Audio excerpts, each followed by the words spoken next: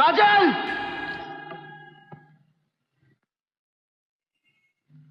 तुम क्यों आए हो यहां? बाबा जी, मैं आपकी बेटी से बहुत प्यार करता हूं। मैं उसके बगैर जिंदा नहीं रह सकता। वो भी मुझसे बहुत प्यार करती है। वो मुझसे शादी करके बहुत खुश रहेगी बाबू जी, बहुत खुश रहेगी। खुश रहेगी? तेरे साथ, एक मुजरिम के साथ? अब मैं मुजरिम नहीं रहा बाबूजी, मैंने सबको छोड़ दिया है। काजल ने मुझसे सबको छुड़ा दिया, उसी ने मुझे ये नई जिंदगी दी। काजल,